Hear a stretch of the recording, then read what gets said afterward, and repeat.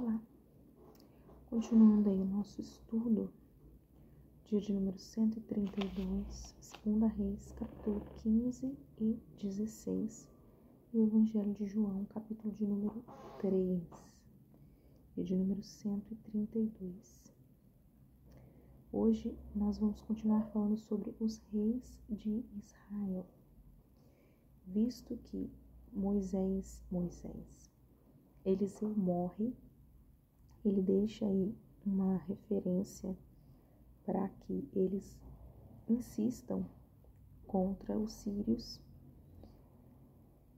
persistam e lutem contra os sírios, mas que o Senhor permitirá que eles sempre se levantem contra ele devido ao pecado da idolatria que permanece. Nós vemos também que o rei Amazias, pertencente aí ao povo de Judá, ele vai fazer o que é correto aos olhos do Senhor, vai desmontar alguns postes ídolos, e depois de Amazias reinar, a gente vai ver que ele vai ter um desentendimento aí com o rei de Israel, mesmo que com a aliança que ele tinha com a sua filha, sendo sido entregue ao seu filho, os dois aí não se davam muito bem, e ele acabou guerreando contra Israel, e aí sendo derrotado aí por Israel, lógico, né, porque 10 tribos, né, normal. E aí Amazias morre e o seu filho Jeroboão vai começar a reinar em Israel, e depois Zacarias. E hoje a gente vai dar continuidade aí. Depois de Amazias, a gente teve o seu filho Azarias, que também é conhecido como o rei Urias. Talvez você conheça melhor ele assim, fica mais fácil de você entender. E aqui a gente continua com essa coisa de governos e divisões dos dois reinos, e reino contra o outro, povos diferentes tentando aí subjugar uns aos outros, brigas territoriais, né? E aí esse rei, conhecido por muito, o rei Uzias, tem um reinado longo aqui, 52 anos, né? Bastante coisa. E aí muitas coisas ele fez de bom para Judá. Olha só, deixa eu só ler aqui. Azarias aqui, que eu vou marcar aqui, se você puder marque na sua Bíblia também, que também é conhecido como rei Uzias. No 20º ano do reinado de Jeroboão, rei de Israel, Azarias, também conhecido como Uzias, filho de Amazias, rei de Judá, começou a reinar. Tinha 17 anos de idade quando ele começou a reinar. O rei reinou 52 anos, como eu falei, bastante tempo, em Jerusalém. A mãe dele se chamava Jecolias, era de Jerusalém, e ele fez o que era reto diante dos olhos do Senhor.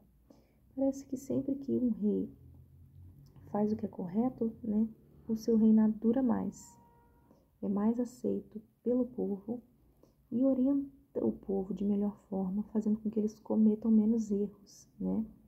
Parece não, é assim. Apenas os lugares altos não foram tirados mais uma vez, e o povo ainda sacrificava e queimava. Então ainda havia um resquício ali de idolatria naqueles povos. E aí o rei Azarias, também conhecido como Uzias, ele fica doente. Ele fica doente por uma lepra. Olha só, o Senhor feriu o rei e ele ficou leproso até o dia de sua morte. Morava numa casa separada.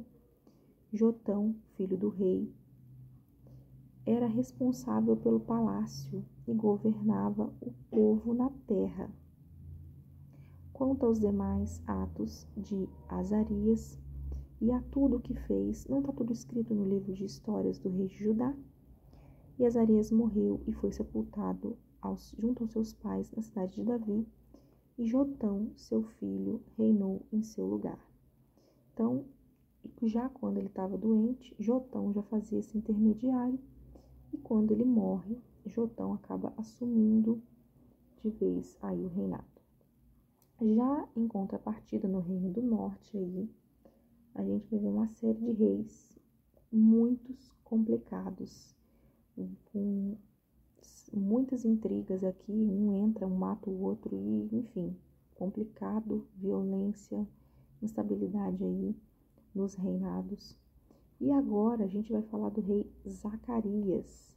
Ele também vai ter a sua vida ceifada. Olha só. No 38º ano do reinado de Azarias, rei de Judá, Zacarias, que é quem a gente vai falar, filho de Jeroboão, o segundo Jeroboão, reinou sobre Israel em Samaria durante 6 meses. Muito repentino, né? Zacarias reinou apenas 6 meses e fez o que era mal. Tem como fazer o que era mal? Oh, meu Deus, o negócio estava feio. 6 meses só e ele já seguiu o que o Senhor não queria. Ele não se afastou dos pecados que levou Israel a cometer. E verso 10 diz que Salum, filho de Jabes, conspirou contra ele, atacou diante do povo e matou. Então Salum, ele vai matar aí o rei, para poder reinar em seu lugar, à luz do dia diante de todo mundo. Essa época é bem conturbadora e as pessoas queriam o trono de qualquer maneira. Elas não entendiam que Deus tinha que estar à frente para que eles pudessem reinar por longos anos, mas eles simplesmente queriam conquistas. Então diz que quanto aos demais atos de Zacarias, está tudo escrito no livro de histórias do rei de Israel. E essa foi a palavra do Senhor que falou a Jeú: os seus filhos até a 4ª geração se assentarão ao trono, e assim aconteceu. Então todos os descendentes aí, eles seguem sendo filhos de Jeú até depois Salom, que não tinha nada a ver com reinado real, querer reinar em seu lugar. Então Jeú, Zacás, Jeroboão e Zacarias, todos ali da mesma linhagem de filhos. E aí Salum, reinando sobre Israel, filho de Jabes. Quem era esse Salum? Salum, ele começou a reinar no 39º ano do reinado do rei Uzias. Sempre compara um tempo de um com um tempo de outro, como quem diz. Enquanto Salum estava reinando aqui, é na época em que Uzias estava reinando, só para fazer meio que uma comparação. E ele reinou 1 mês, é o que eu estou falando para vocês, gente. Esse povo, ele cisma que vai tirar a vida dos outros para reinar, mas eles não permanecem muito tempo, não. E Menahem, filho de Gade, foi de Tirza a Samaria, atacou Salum, filho de Jabes, matou e reinou em seu lugar. Então aqui é um homicídio atrás de outro por conta do lugar do reino. E agora a gente tem Manaém, que vai reinar aí no lugar dele. Conta os demais atos de Salum e a conspiração que ele fez aí contra Zacarias. Está tudo no livro de História dos Reis. Saindo de Tirsa, Manaém destruiu a cidade de Tifsa e todos os seus moradores, bem como toda aquela região, porque não abriram o portão da cidade, e ele a devastou. até rasgou o ventre de todas as mulheres grávidas. Era um povo muito bárbaro, muito cruel. Essa época é complicada. E aí, Manaém vai reinar sobre Israel, mas como que ele vai reinar? Vamos lá. Desde o 39º ano do reinado de Azarias, que é o rei Uzias, lá de Judá, Manaém, que é o personagem qual nós vamos falar, filho de Gade, começou a reinar sobre Israel e ele reinou um pouquinho mais aí, 10 anos em Samaria. Agora sim, né? Só que ele fez o que era mal diante dos olhos do Senhor. Durante todos os dias não se afastou dos pecados de idolatria ali que Jeroboão fez, filho de Nebate, lá no começo, um dos primeiros reis, que levou Israel a cometer. Então, o rei da Assíria veio contra a terra e Manaém lhe entregou 34 toneladas de prata para que este o ajudasse a consolidar o seu reino. Para pagar ao rei da Síria, Manaém exigiu dinheiro de todos os poderosos e ricos em Israel, 600 gramas de prata por cabeça. E assim o rei da Síria deu a volta e não os derrotou ali na terra. Então ele paga um tributo aí bem caro, por sinal, ele sozinho não, com todo o povo aí, a qual ele exigiu, para que eles não fossem conquistados aí pelos assírios. Quanto aos demais dias dos atos de Menehem e a tudo que fez, não está tudo escrito no livro de História dos Reis. E Manaém morreu e Pecaías, seu filho, reinou em seu lugar. Pecaías vai reinar no lugar aqui de Manaém. Olha só, o reinado de Pecaías de Israel. No 50º ano do reinado de Azarias, rei de Judá, Pecaías, que é o personagem de qual nós vamos falar, filho de Manaém, reinou ali pertinho do finalzinho do rei Urias, rei Azarias, é a mesma coisa, tá? E reinou sobre Israel em Samaria por 2 anos. Aqui os reinados estão sendo bem escassos, né? E aí, ele fez o que era mal aos olhos do Senhor. E ele não se afastou dos pecados de lá o seu primeiro descendente, Jeroboão, filho de Nebate, que este levou Israel a cometer.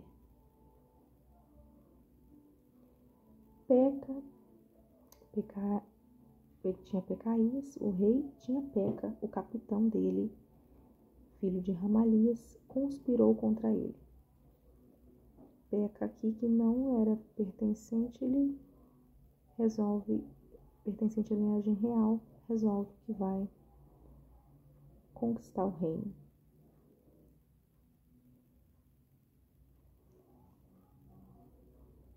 Ele fere em Samaria, na fortaleza de Palácio Real, juntamente com Argobe e Airé, e Peca e 52 homens de Gileade. Peca o matou e o reinou em seu lugar. Quanto aos demais atos de Pecaías, a tudo que fez, está escrito aqui nas histórias dos livros de Israel. E como que foi o reinado aí desse capitão Peca, que mata aí a Pecaías? Vai dizer que no finalzinho do reinado do rei Urias, ou também conhecido como Azarias, pertencente lá a Judá, Peca, filho de Remalias, começou a reinar e reinou sobre Israel em Samaria por 20 anos. Isso já vai estender também um pouquinho mais. Mas por quê? Porque é capitão de guerra, gente. ele sabe impor ordens. Não se afastou dos pecados de Jerusalém. Ele assume o reinado, porém continua fazendo o que era mal, mesmo reinando durante 20 anos. E ele não se afastou dos pecados de Jeroboão, seu descendente lá no começo. E nos dias de Peca, o rei de Israel, Tiglath-Pileser, rei da Síria, veio e conquistou Ijon, Abel, Betmaca, Janoa, Quedes, Azor e as regiões de Gileade e da Galileia, toda a terra de Naphtali, e levou seus habitantes para a Síria. Ele vai conquistar esses N reinados aqui, esse rei da Síria, e vai levar o povo como escravo.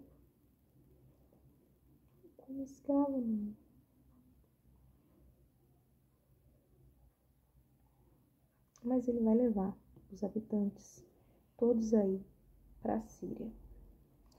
Oséias, o filho de Elá, conspirou contra Peca, filho de Remalias, atacou e o matou, e reinou em seu lugar no 20º ano do reinado de Jotão, o filho de Uzias. Então, depois que Jotão assume aí a Uzias, do outro lado de cá, em Israel, a gente tem Oséias assumindo aí o reinado e conquistando aí os lugares. Quem era Oséias? A gente não vai ver hoje, não, Oséias. Vamos ver no capítulo 17.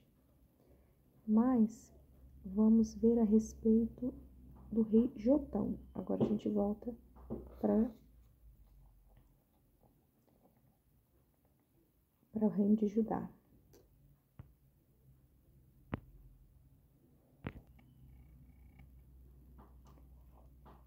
Olha, o reinado de Jotão de Judá, no 2º ano do reinado de Peca, filho de Remalias, rei de Jotão, filho de Uzias, o rei de Judá começou a reinar. E ele tinha 25 anos de idade quando começou a reinar, e reinou 16 anos em Jerusalém. Então, Jotão, ele vai reinar 17 anos em Jerusalém.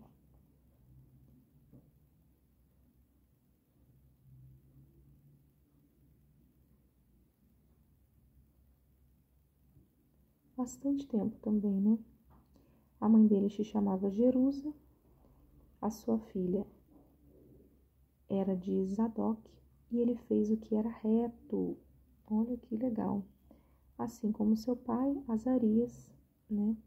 Fez o que era reto diante dos olhos de Deus, segundo tudo que o seu pai Uzias havia feito. Ele seguiu aí os conselhos do pai.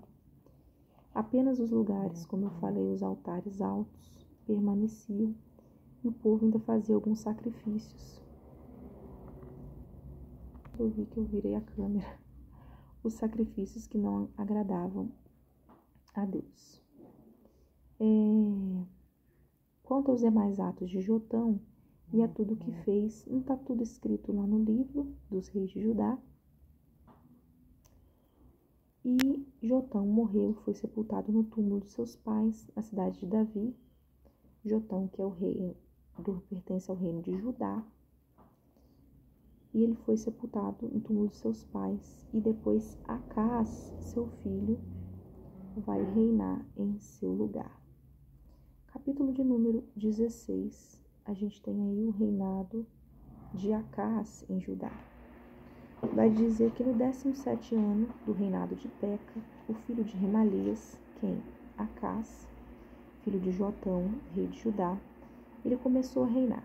Acás tinha 24 anos de idade quando ele começou a reinar, e depois ele reina aí durante 17 anos em Jerusalém.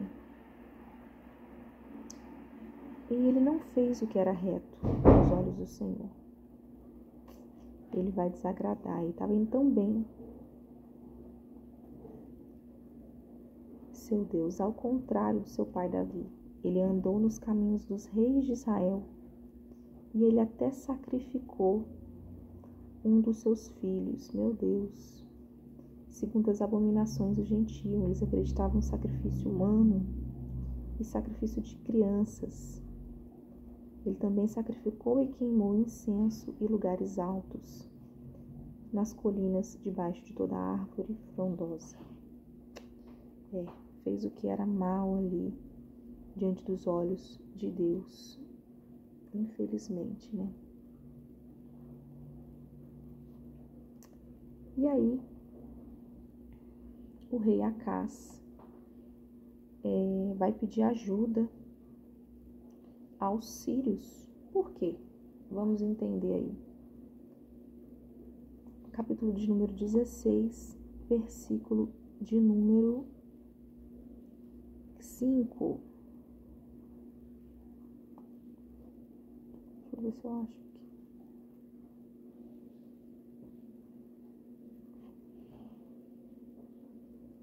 Então, Rezim, rei da Síria, que era o rei da época, e Peca, o filho de Remalias, rei de Israel, subiram a Jerusalém para lutar contra ela. Peca e o reino de Israel se junta aí para lutar contra o reino de Judá.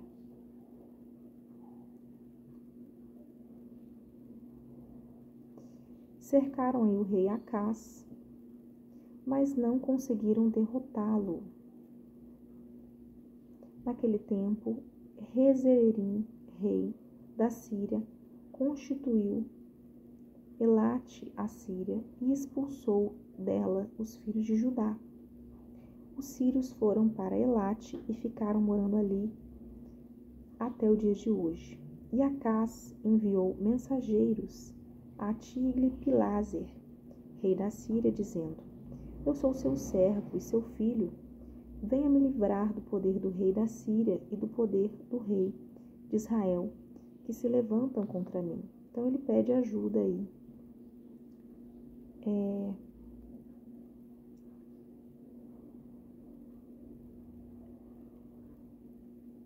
Ao rei da Síria, pedindo mais para a cidade de Tiglat-Pileser, que ele venha ajudar aí contra Jerusalém. E o rei Acaz, ele pega prata, ouro, tudo que havia ali na casa do Senhor, os tesouros, no palácio real, e ele vai mandar de presente para o rei da Síria, com o intuito de não sofrer aí danos. E o rei da Síria lhe deu ouvidos, subiu contra Damasco, matou, levou o povo para Quirim e matou Rezim. E eis aí então que ele, o rei assírio, conseguiu vencer o rei da Síria, né? O rei assírio, ele fez um pacto com o rei aí, Acaz. Só para você entender, beleza?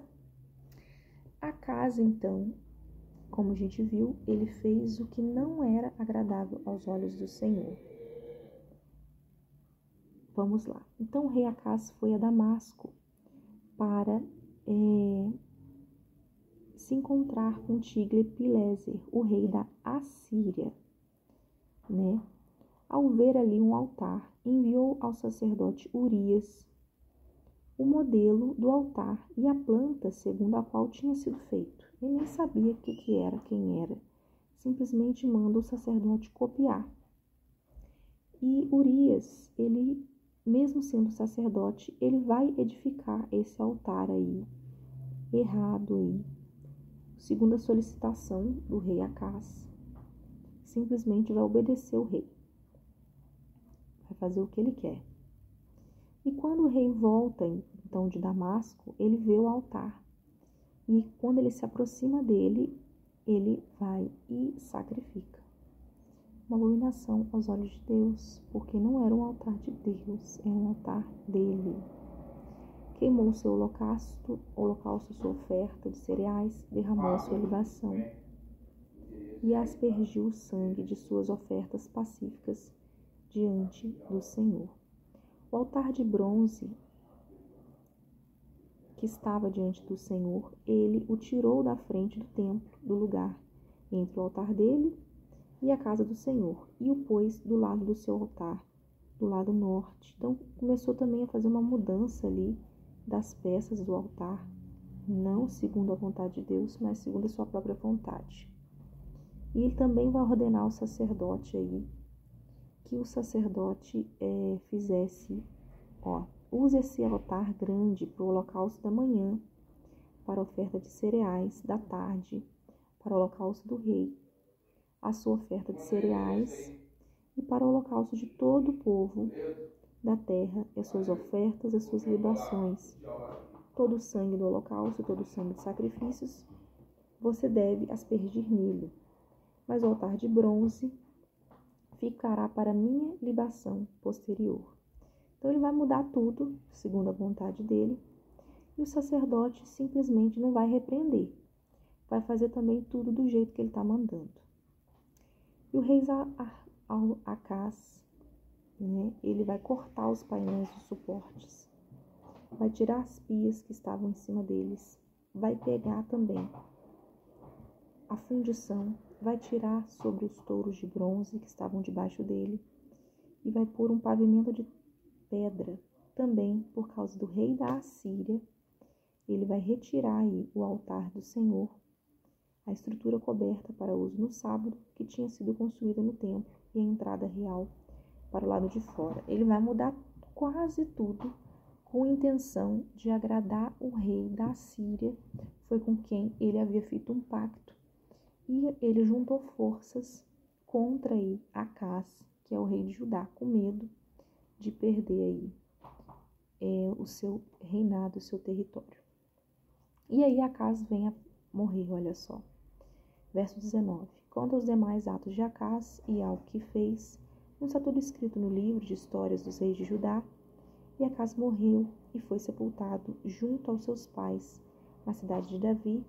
E aí, depois de Acás, vem o rei Ezequias e o seu filho, o filho de Acás, que vai reinar aí no reino de Judá, no lugar dele. Então, finalizei aqui o 15 e 16. Vamos agora para João, capítulo de número 3. Capítulo de número 3 de João, a gente vai ver a respeito aí de Nicodemos, esse personagem muito conhecido, membro aí do Sinédrio, fariseu, mas que vai entender muito a respeito de teologia e vai ter o seu coração voltado aí para Jesus, vai entender quem ele era e vai reconhecer isso. Capítulo de número 3 vai dizer assim: havia entre os fariseus um homem chamado Nicodemos, um dos principais dos judeus. Este de noite foi até Jesus e lhe disse: Rabi, sabemos que o Senhor é mestre, vindo da parte de Deus, porque ninguém pode fazer estes sinais que o Senhor faz, se Deus não estiver com ele. Então Nicodemos vai até ele à noite, para que ninguém vá reconhecê-lo, e ele fala: olha, realmente você vem da parte do Senhor e você faz algo que ninguém faz. E aí Jesus, no verso 3, diz: em verdade lhe digo que se alguém não nascer de novo, não pode ver o reino dos céus. Beleza, você reconhece que eu sou Cristo, mas você tem que mudar, você tem que nascer de novo. E aí ele pergunta, como assim? Como pode um homem nascer sendo velho? Será que ele pode voltar ao ventre materno e nascer uma segunda vez? E Jesus responde, em verdade lhe digo, quem não nascer da água e do Espírito não pode entrar no reino de Deus. O que é nascido da carne é carne, e o que é nascido do Espírito é Espírito. Não fique admirado por eu dizer, não precisam nascer de novo. Vocês precisam nascer de novo. O vento sopra aonde quer.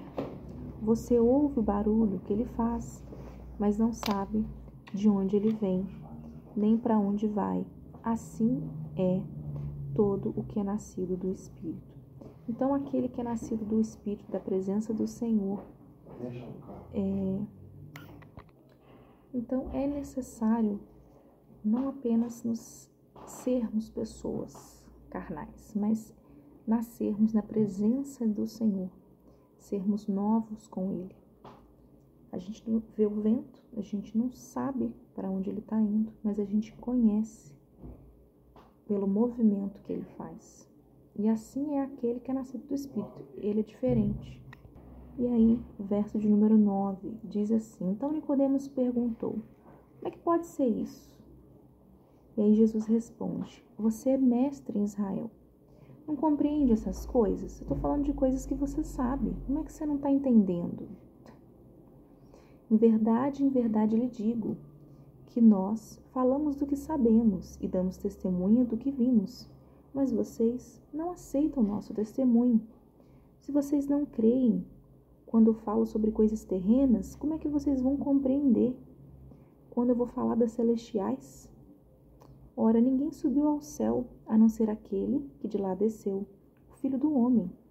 No caso, eu, Jesus. E assim como Moisés levantou a serpente no deserto, assim também é necessário que o Filho do Homem seja levantado, para que todo que nele crê tenha vida eterna. E ele está proferindo a respeito da morte que ele teria. Levantado no sentido que a serpente foi, quando eles eram picados, ele tinha uma serpente de bronze, a qual o pessoal olhava e era curado.